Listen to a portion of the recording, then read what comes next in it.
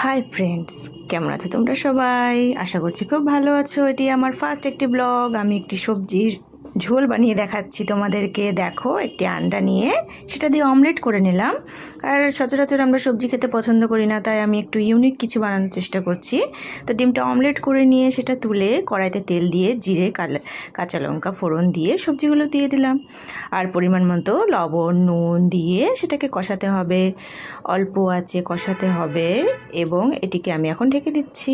ঢেকে দেওয়ার পর কিছুক্ষণ পরে একটা মশলা গুলিয়ে নিয়েছি, যেটা জিরে ধনে নর্মাল আমাদের বেসিক মশলাগুলো থাকে, সেটি গুলিয়ে নিয়ে এখন আমি সেই সবজিটার মধ্যে দিয়ে দিচ্ছি। আর সঙ্গে কদানা রসুন। তো এভাবে নাড়াচাড়া করতে থাকতে হবে। একটু ধৈর্য লাগবে, রান্না করতে তো ধৈর্যেরই প্রমাণ দিতে হয়, তাই তো বন্ধুরা?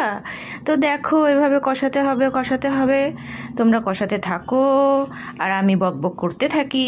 আমার খুন্তিটায় দেখো কি অবস্থা হয়ে লেগে গেছে। রান্নার সময় ভিডিও করতে গিয়ে অনেক অসুবিধার সম্মুখীন হতে হয়। তো এভাবে চলতে থাকলো। কষানোর লাস্ট মোমেন্টে দেখো এই পজিশনে এসেছে আমার সবজিটা। তো এটাকে যত বেশি কষাবে, কষিয়ে জল দিয়ে তেল দিয়ে, তত টেস্ট বাড়বে। তো শেষে আমার কষানো শেষ, আমি জল অ্যাড করে দিয়েছি।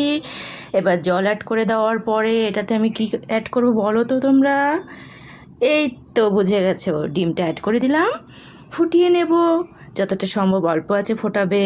নুন চেক করে নেবে, পরিমাণ মতো নুন চেখে নুন অ্যাড করতে হলে করে দিও। আমারটাই তো নুন ঠিকই ছিল, আমাকে আর অ্যাড করতে হয়নি। তো থ্যাঙ্কস বন্ধুরা ভিডিওটি দেখার জন্য।